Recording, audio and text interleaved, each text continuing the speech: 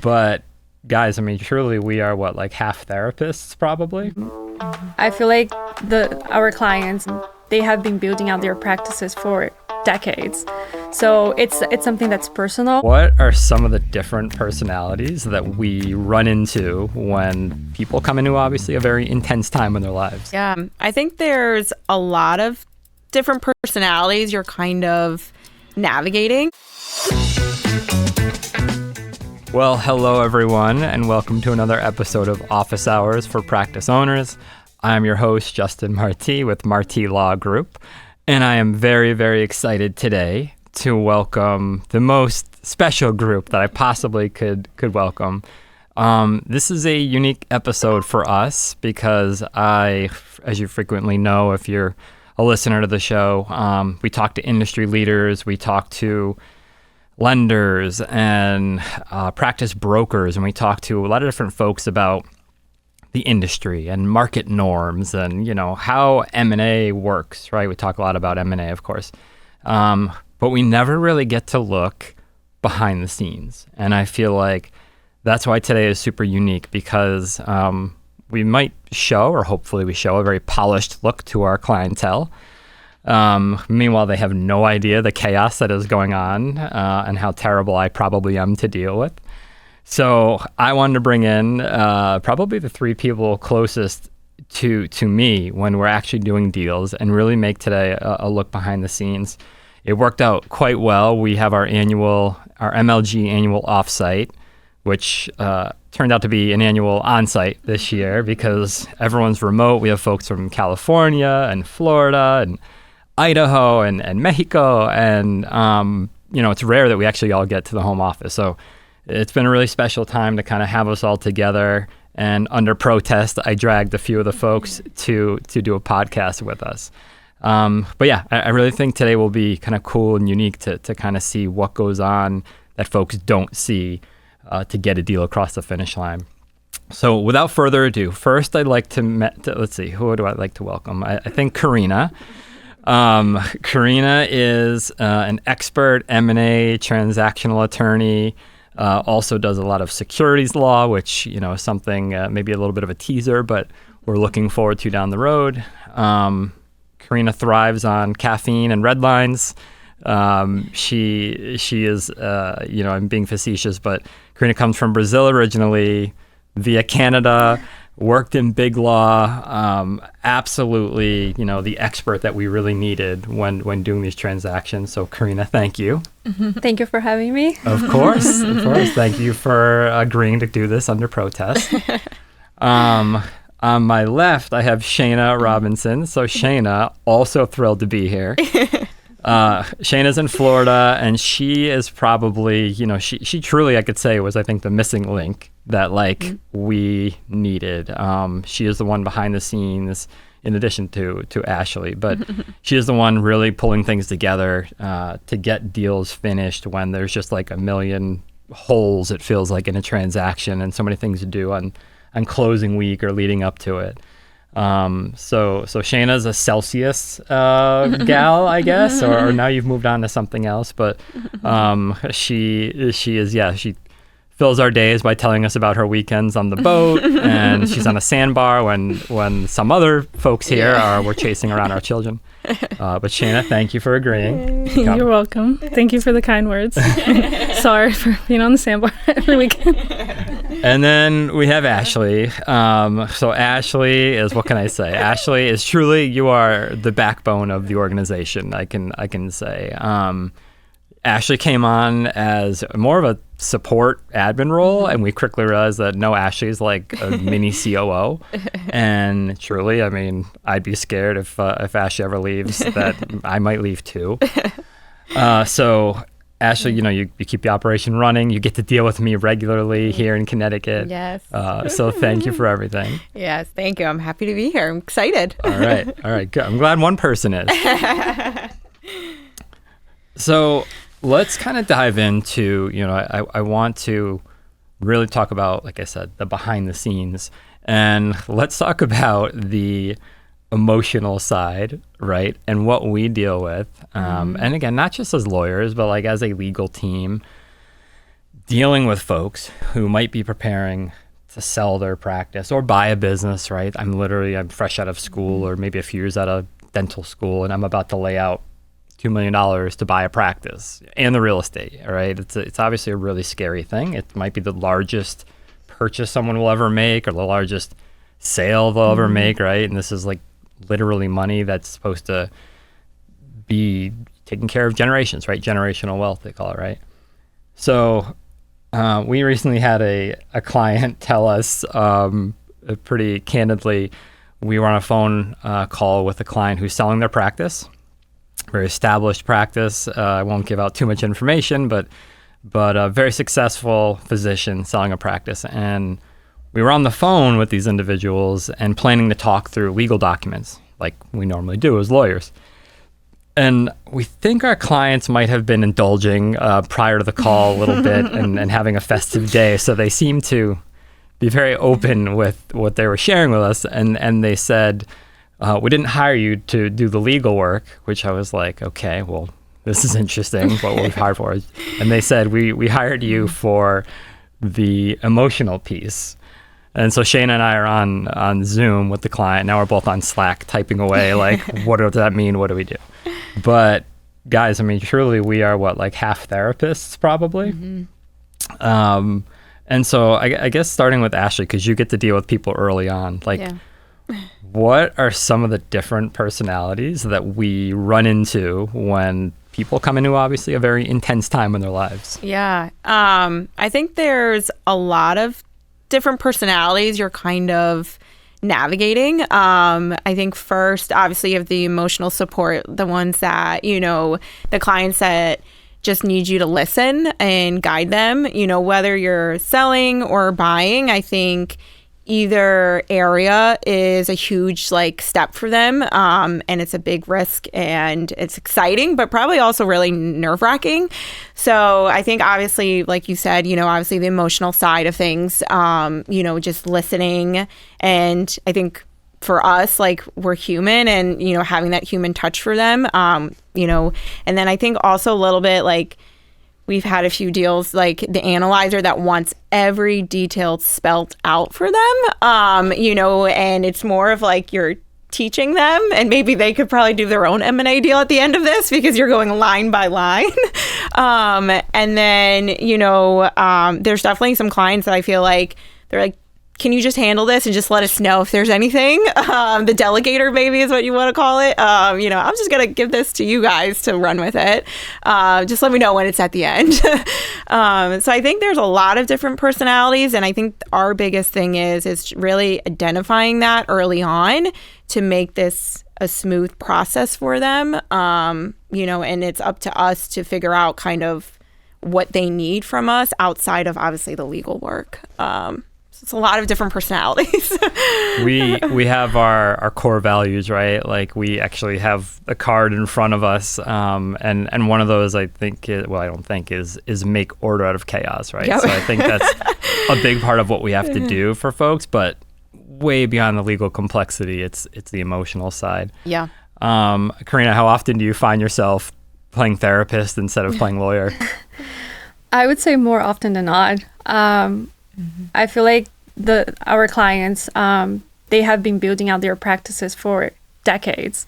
So it's something that's personal, and especially when we're into the due diligence and it becomes bumpy, or, we're negotiating covenants and representations, I find myself listening to their feelings, and at that point, you're not really advising on legal points, but kind of translating their feelings into actionable items. I think recognizing too, that emotional tie, if you are selling, there's such, it's your baby, and so kind of, it's up to us to kind of help them through that transition, as they're ready to kind of, sell it. Yeah. And they want to make sure that the practice is going to continue on successful. Yeah. And if you're a buyer, you probably invested because that's, you want to build for yourself. So there's always that personal aspect. There's also an interesting element, right, of a buyer and seller are never going to be on the same level, right? If I'm a seller, I think my business is worth maybe way more than it is. And if I'm a buyer, I'm going to obviously try to get the best price I can. And some sellers can get offended by that, right? So there's like this fine balance where we come in and we're trying to negotiate with the other side, and still be cognizant of, I don't want to say egos, but just feelings probably. Yeah, and I feel like clients, if they don't know what's going on, what's driving, let's say the buyer, if you're a seller and you don't know what is driving the buyer's decision to question this or question that, especially during the diligence, why there's so many requests, they might think that there's something to worry about when there's nothing really. It's just a process. And it's common for, I mean, we're doing a deal right now where like the diligence feels like it's been asked for again and again and again. Yeah. And we have a doctor who's like, I've already answered this question 5 times, and the tensions are rising. Yeah. Right. So, I mean, is it just feel out the individual and try to like get on their level and talk them off the ledge a little bit? Yeah, I think that it's important to state where we stand, explain where we stand in the deal, but also present the next steps and kind of set expectations so they know what to expect. I think the not knowing what's going on, that's what causes panic. Is there something, and really for anybody, that surprises people most about the process? Go on. I think maybe the lengthy due diligence process sometimes, even for smaller deals. I mean, I think for bigger deals, it's easier to understand a lengthy diligence process, but for smaller deals, a lot of clients might not understand, like, why can we just evaluate and, have something simpler. Especially when we're dealing doctors to doctors that don't have a lot of background, or, if we have a VP involved on the other side, I think that can cause some confusion. Or simple as like the lien and litigation of like, like, why do I need to do this? If I know everything, like, why do I still need to go through with this, and have this extra expense or something, but there's a reason why, and there's a benefit, and it's really to protect them at the end, so maybe even that step too, to some extent. It's a great point. There's just different levels of sophistication. If we do, like you said, the doctor-to-doctor deals, which is, one doctor selling to another, or one owner selling to another if they're not a physician, or private equity deals, right? We have a really sophisticated buyer, and there's a very different look and feel to those. What I always find amusing is we get someone who reaches out and they're like, it should be an easy deal. I'm selling my practice for, $500,000, and, it should be, I don't think we need a whole lot of legal work. And they just don't quite understand the level of work that's got to go into it. It's still the same, like we're like, doctor, you still need the same protections as if you were selling a $10 million business. Yeah. That's our role, is to protect you, as well as be your therapist. Yeah, and I find myself again and again explaining the reason why we need to request that, because it helps tailor the purchase agreement. So representations are usually driven by what we find during the due diligence process. And representations being like the promises each side might make to each other. Exactly. So, Shana, tell us about pivoting a little bit here, but the joy of closing week, right? So, we try, guys, as much as we try to prepare and get ahead of the chaos that is closing, it's impossible to fully stay ahead of it. We'll deal with lenders, right, who are going to ask for things that, like, why didn't you ask for this 3 weeks ago? With all due respect to our lender friends out there. And sometimes we just didn't think of like something like what's something called a tax clearance that you have to do in many states when you sell a business. So talk to us, Shana, that final stretch, what is happening in that last week before, or 2 weeks before closing? Yeah, so there's a lot of emails flying around. It's a chaotic time. Lots of phones going off and just a lot of questions. And then, like you said, some lenders have lengthy checklists, more so than other lenders. And there's just a lot of details that go into the checklists, like the tax clearances and things like that, some people don't always see that behind the scenes that goes on. That's so well said. Go ahead. I was going to say, for me, it's like air traffic control almost. I'm just like, I have a million messages on Slack, emails going off, and it's just making sure communication like stays consistent, as well as, we're aligned internally of like our strong communication, what's next, what's outstanding, and just going down that checklist until we get to the end and wires go out and, we're, at the very end there. But leading up to it, there's a lot of things behind the scenes that go on, that I feel like the clients don't see. And it's a lot of communication. What is probably my favorite question, what does our group chat look like the week of a closing? Confidential. Yeah, I don't know if we could disclose that on this podcast. No, I think. The face. Yeah, that's a good one. There's some memes and a lot of emojis, and then just constant. I mean, we as a team have really strong communication, and we know that if someone is working on something, it will get done, and so I think that truly attests to us as a team. But lots of messages, lots of, are you working on this, or what's left, and just, a lot of messages. A lot of crying emojis, I yes. would say. Yeah. Up late at night, first thing in the morning, there's a lot of logistics that go behind it. But once you get to the end, though, it's really, amazing and exciting, for everyone involved. And we were having our meeting earlier, our strategic meeting, right, at the annual offsite, and Shana actually kind of admitted, right, we're all kind of oddly addicted to the chaos, as much as we don't want to be. And then you said it's just weird if it's slower. We close a bunch of deals, and it's like, it's exciting to close it, but right away you're like, wait, this is what weird. am I going to do now? Yeah. Yeah. How often do you feel like, maybe Caryna, do you feel like at the 11th hour a deal might die, right? Or so it's just not going to make it to the finish line? A few times, especially when we see provisions that have been negotiated and signed off months before, and they come up again, renegotiating representations, indemnification caps, earnouts at the 11th hour. And sometimes are big asks. Sometimes we're changing deal terms that were agreed on. So, those are things that may or may not kill a deal.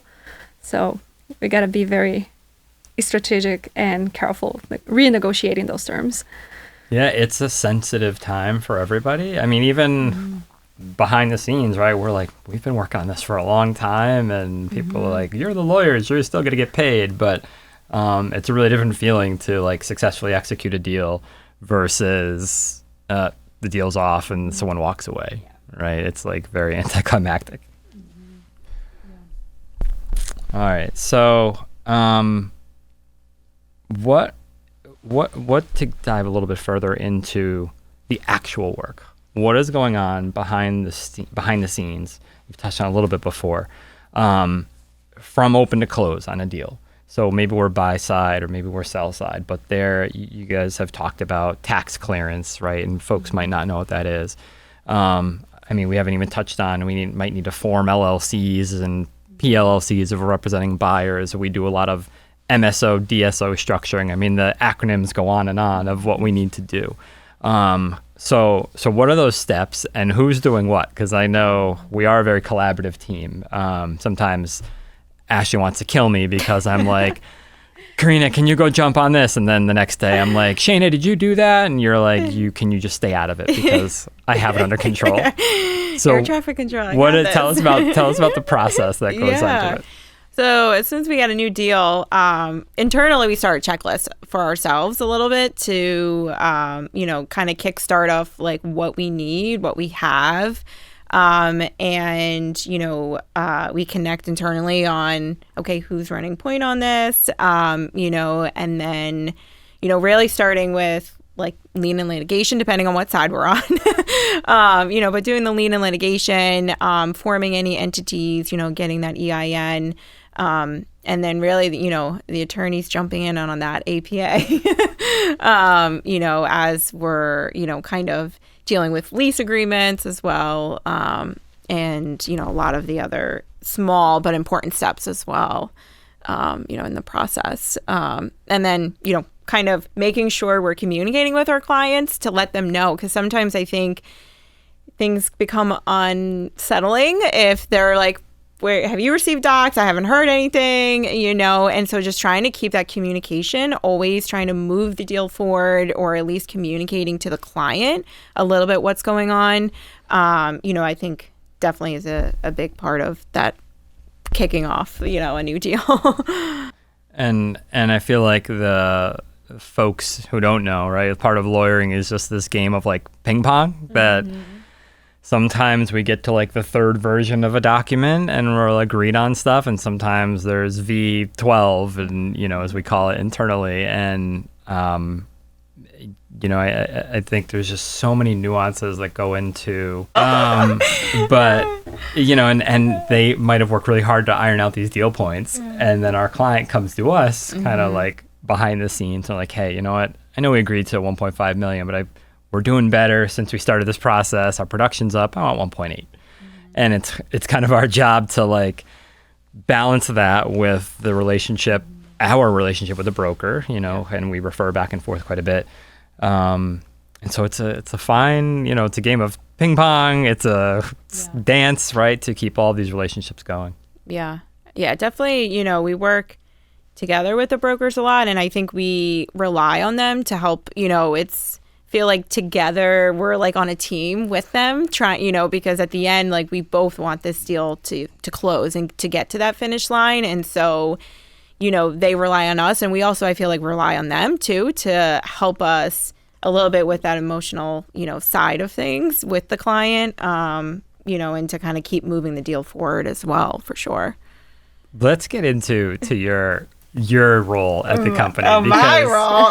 Ashley has 7 hats. A little bit of everything. Yes. Caryna, for the record, has been trying to get Ashley to leave her operations manager role to be a paralegal. That's how yes. Diversified you've become. Yes. So you deal with everything from invoices, right, to kicking off a deal and ordering, like you've talked about, what's called the lien and litigation search when we disclosure schedules. Disclosure schedules, right? Things that have to be disclosed to a buyer. The lien search is like when you buy a house and, you kind of do title work on a house. So how do you, being quarterback, manage this? I mean, to be honest, I take it even a step further back, where I even am in the process of the, front end of it, of like the consultation, and like really, from the start, with the help of our, assistant, Valeza, she, her and I collectively together, we'll get them on for the, to learn about the deal, and then, once they hire us, kind of facilitate it from there. A lot of it is just, obviously trusting the team to, and knowing that they will get it done and they know what they're doing, for sure. In addition, a lot of spreadsheets. I have a lot of sticky notes. I just recently transitioned to Trello. I used to be very old school with legit sticky notes, very but now I do Trello. Anything that needs to be done or documented, I definitely, see it from start to finish, and I'm able to jump in at any point to help, continue the deal to move forward, for our team. But it's definitely a lot of organization, relying on you guys, and, communication. I know I sound kind of like a broken record, but it's all about communication. We definitely are constantly in communication, and with our clients as well, to keep trying to move it forward, which is really huge, I think. So it's a balancing act, but, making order out of chaos is definitely one of our core values. Every day we're hustling is another. And, and I will, like one of our other ones, ride or die. And, definitely will ride or die for this team and for our clients as well. We, like to pride ourselves on going above and beyond. And I feel like, that's what we do throughout every deal and what I do. I guess I'll ask Shana the same thing. Like, you are so clutch from beginning to end, whether it's getting some of the diligence items we need from folks and staying on top of that, because it's so easy for it to fall to the wayside until we get to the closing day and we're like, wait, we never did a payoff letter. Letters, right, for loans. And so how do you, or does your desk just have sticky notes everywhere? No, I'm not a sticky note person. I have a really good memory of just like remembering little details of things that could slip through the cracks. And I also am a list-based person, so I have just a really long to-do list. That's how I keep it in track. But there's definitely a lot of details that if they're not figured out, they could hold up a deal in the end. Yeah. Or even chasing for like signatures, that's a big one for sure that like you have to stay on top of, and just staying on top of the client. And, you're sometimes being the middleman of you get the document, then you got to send it to to opposing counsel. And so you're just constantly moving things. But it's a lot of little small pieces that, to echo Shana, can definitely slow the process down for sure.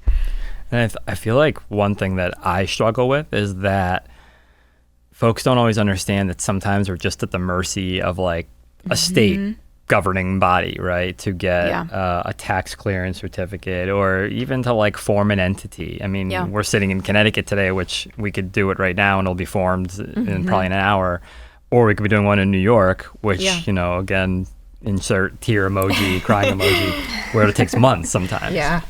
So I think that's a part of the process that I think people don't always grasp. And we, like I said, we go play ping pong with the other side. So if we send documents out and then we don't hear back for 2 weeks, and I'm sure we're guilty of it at times as well, but there's so many pieces that the client doesn't see that we're trying to keep moving. Yeah. But sometimes, we do our best, but we can't do it all. For sure. Yeah.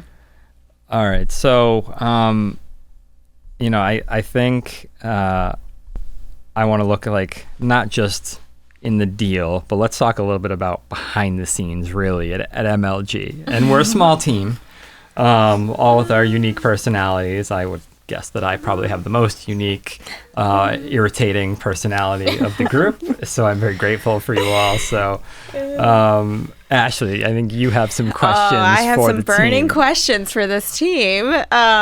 So the first one is, what is Justin like on closing week? Shana works more closely with him. Don't put me on the spot.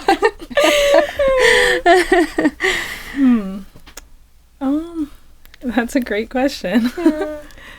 I won't take offense either. I'm trying to figure out how to articulate this nicely. Here we go. We make a lot of order out of chaos. Depends how much caffeine you have. Or if you worked out. That's very important. Yes.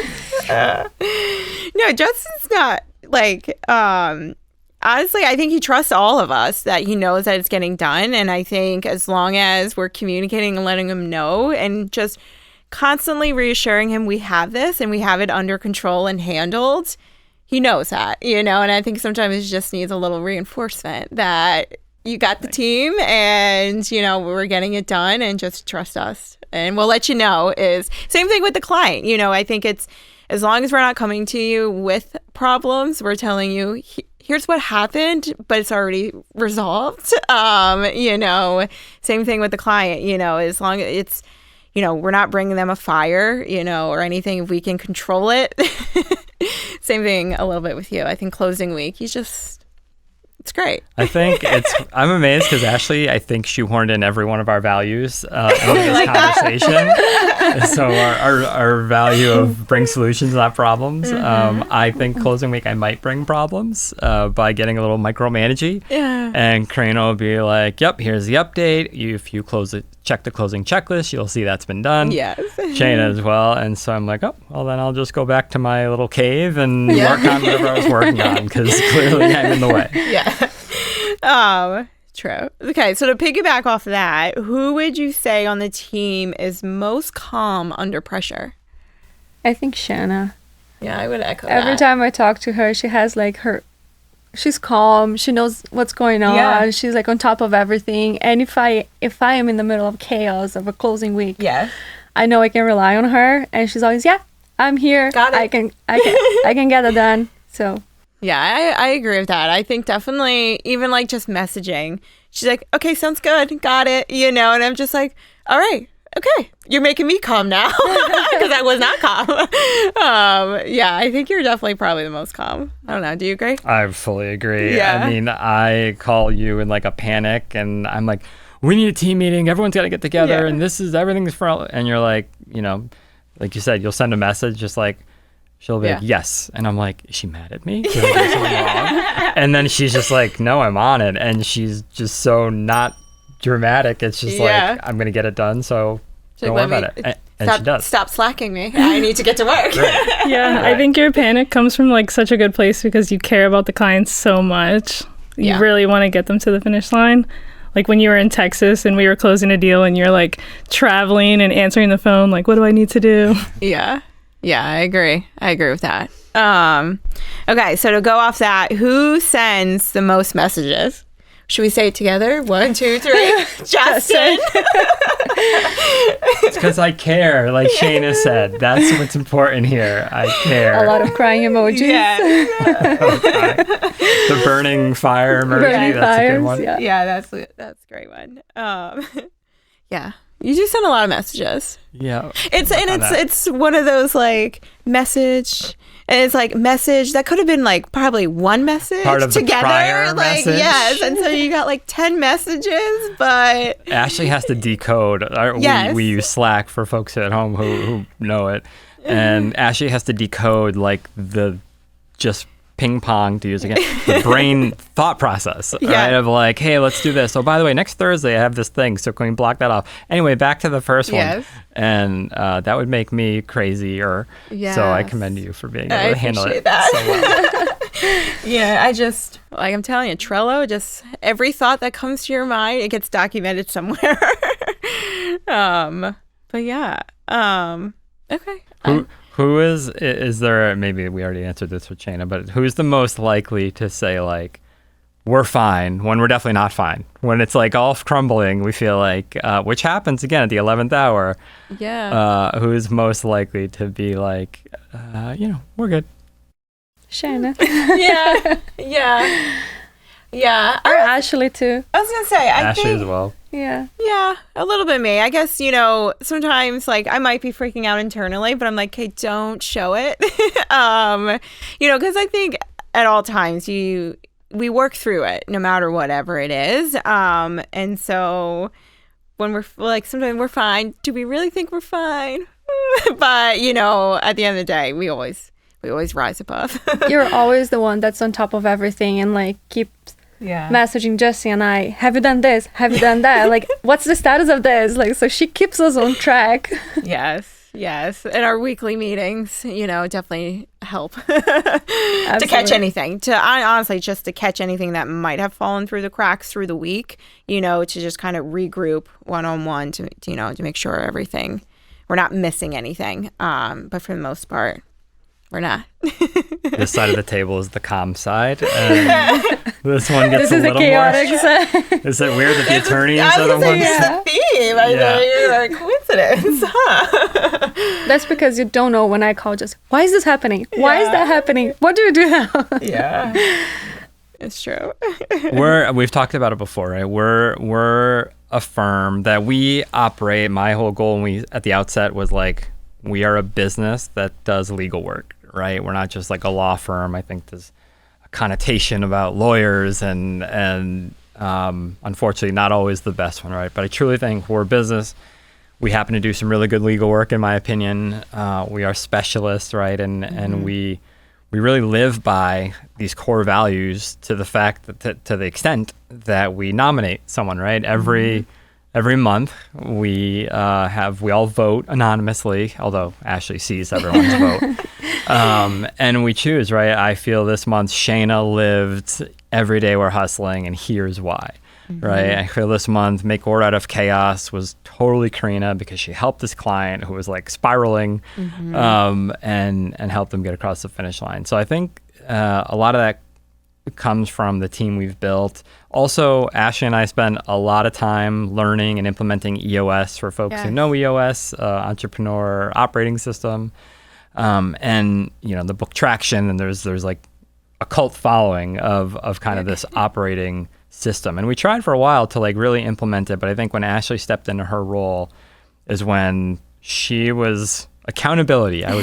She was holding folks accountable, mostly me, to say, no, like we have a decision to make this week. We're not getting off this call until we make a decision, right, wrong, or indifferent. We're going to make one. And I think through that, we developed our values, and we truly live our values now, which this is a little pat on the back for ourselves, but I think that is something that makes us very different.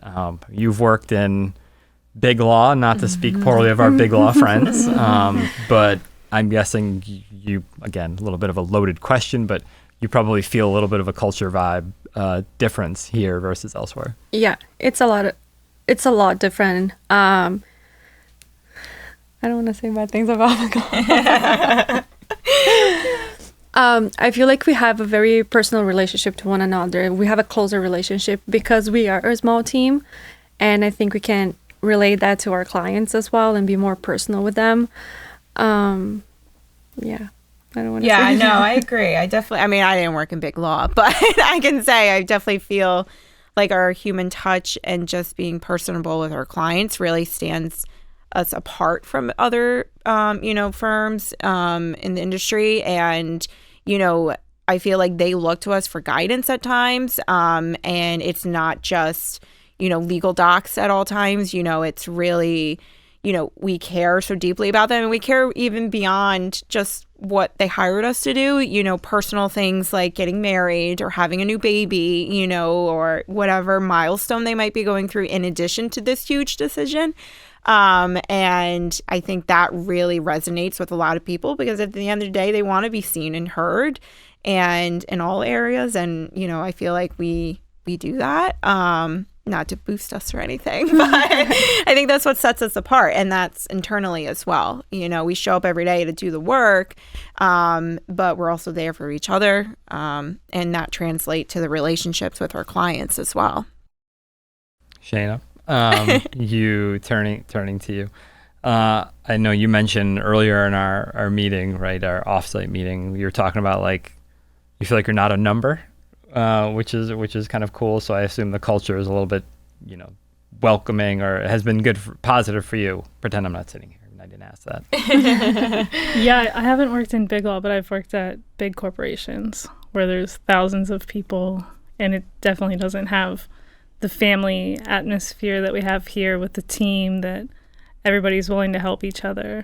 The corporate environment was much more trying to, I guess, just climb the ladder. It was a lot colder.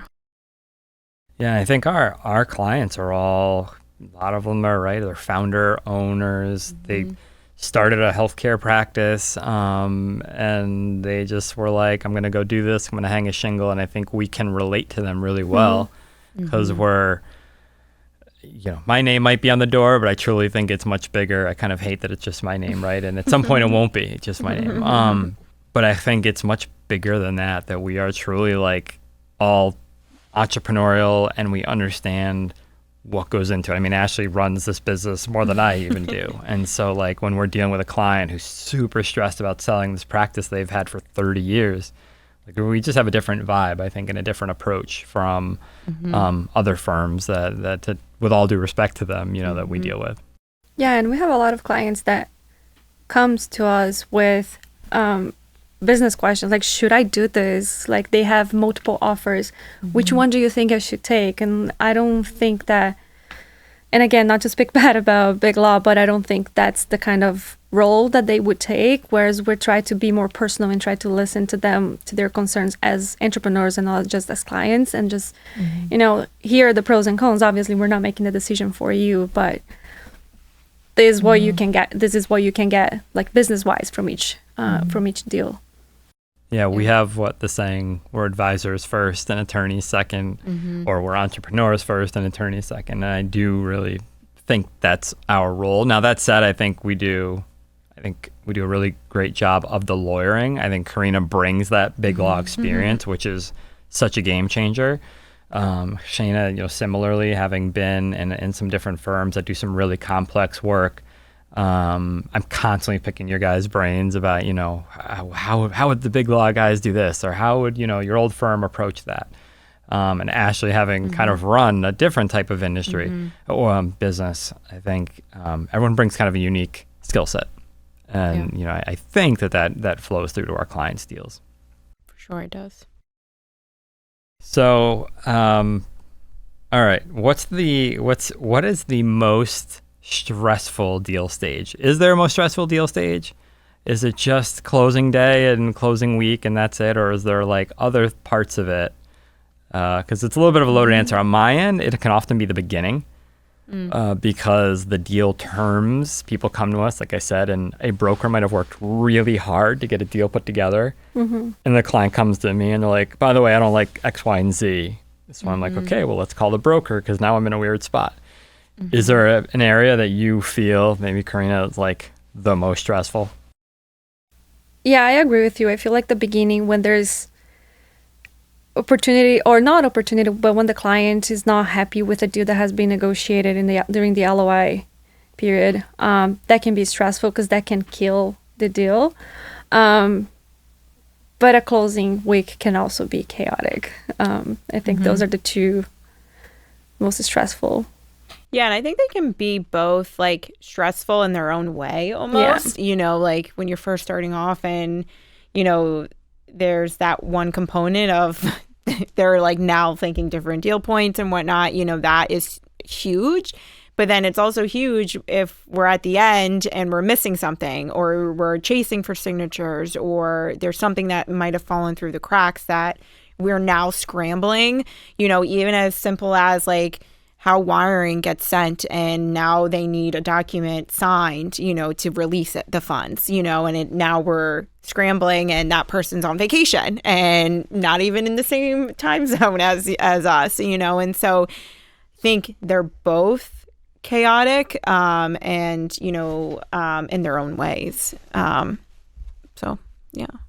Yeah, I think whenever we hit the point where the documents start flying back and forth, like at a fast pace, because in the beginning, like I said, it can be stressful when we're negotiating terms or dealing with the clients and the brokers and getting to know everyone, the bankers, like there's so many folks involved that a client probably doesn't realize that we kind of have to quarterback.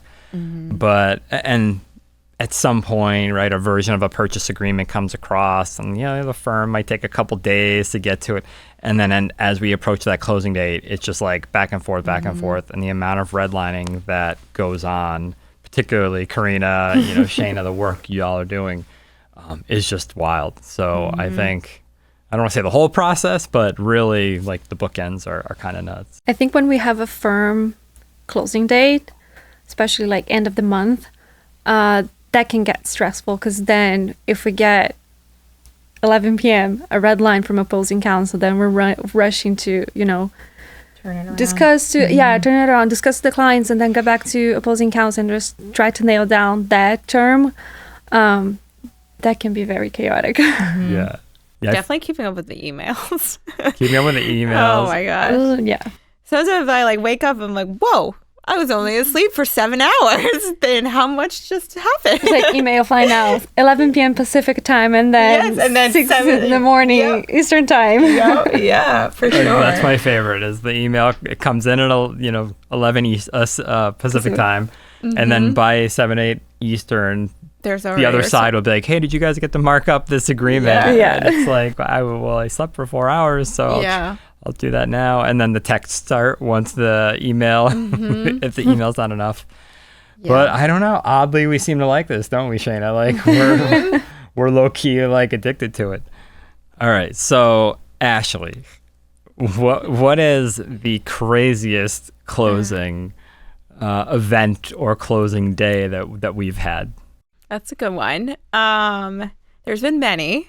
I think the one that probably stands out the most is actually within like probably the same week we had a meet up at a Starbucks and get documents signed really quickly to then hand delivered to someone. But outside of that, there was one of the times was I had to locally drive to a landlord's house and put an envelope with documents to be signed under, the person's door, like the doormat, and then drive away. And so to get the deal closed, pretty much, I went to that extent, at nighttime. It was a little scary, a little sketchy, but obviously I'm here to tell the story, and the deal closed. But that was probably one of the craziest, was just sliding that envelope right under the mat. Did you have to wait for it to come back out, or did you left it? No, I left it, and the documents got signed, and we closed. But I think I remember you telling me this. I'm like, well, was someone in the car with you? Yeah, Like, you just went a solo, and you're like, I got it done. I got it done. And that was it, and I'm here to tell the story. But that was probably one of the craziest. We had another thing locally recently, where I believe Shana, we had to send a few bucks into a Secretary of State's office. And the selfless one over here, Shana, decided, you know what, instead of using the company issued check and bothering Justin and Caryna, she just dropped in $5 cash and put it into the envelope and mailed it out. Yes. And ironically, it got rejected, I believe, from the state because they didn't want your cash. Yes. But I think that was recent. She did recently get her money back, so I will say that. All right. She's been refunded. I did hand deliver that. I tried so hard not to bother Ashley, and then the letter comes right back to Ashley. Yes, with the cash. With $5. For the $5, 5 single bills, and then we properly did file it with the right check. So, yeah, there's a lot of funny little stories behind. There's war stories. There's definitely, but maybe we keep them close to the vest. Yeah, we don't give Caryna, without giving too much away. Do you have any stories to share of something that people might enjoy that we have to deal with? We had it wasn't really our client, but we had one of the business parties in a deal that decided that she wanted to represent herself, and send an email saying, I'm now representing myself, and my attorneys no longer represent me in this deal. And the attorneys were copied on the email. No response after that. So I think that was I've never seen that happen before. And that was like almost at the closing table. Yeah, it was because I think they wanted to close soon, and I guess the attorney's advice wasn't very welcoming at the time. Yeah. I think it was more non-responsive, which was something I think our minds were blown. Like, this email comes across with all these lawyers copied that basically you've all been fired. Yeah. And thankfully not our firm, but we were like, all right then, I guess we're dealing with you now. You should have been in our group chat at that point. That was a fun group chat. Yeah, that was a good one.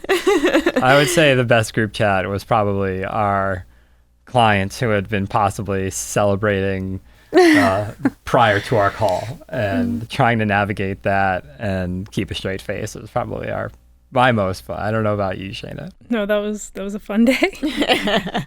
I'm pretty low-key salty I was not involved. I really wish I was there for that one. I wish I was there. Yeah, the team meeting the next day. I want in on the next one. The team meeting the next day was like, y'all are not going to believe what happened yesterday. Yeah, that was great. Good times. Hopefully, my whole goal today was give everyone, first of all, I want everyone to meet the team, because it is so much. My name is on the door. It's like a complex I have. It's like, why did I put my name on the door? Because initially it was just me, when I started, however many years back. The team is so much bigger than that. Even though we're a small group, it's so much bigger than that and what we deliver. And it's pretty impressive, too, for the volume we do, that a team of, we're I'm not sure, it's 6 or 7. We have Valesa, who is... You're in our hearts, Valesa. She's our team member in Mexico, and she's absolutely incredible. We have a small team, and what we're able to do is like pretty incredible. So part of today was like, hey, let's celebrate us because we're all here, and I think that's pretty cool. But the other part is truly like people see the headlines of, hey, practice sold, right? And even as lawyers, we're not even allowed to like market it sometimes unless our client gives us really certain approval. So they just know like, hey, I sold my practice and it was a, tough experience. They have no idea what goes on behind the scenes. So for fear of today being event session, I wanted to like truly open up the vault on what goes on. And I think one of the things that we do is we're very real, we're very honest.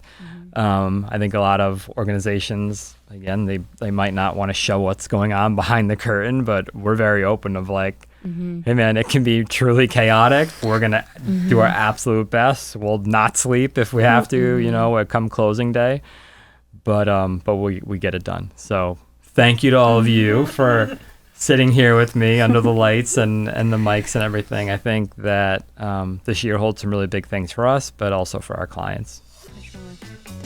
That's it. Thank you.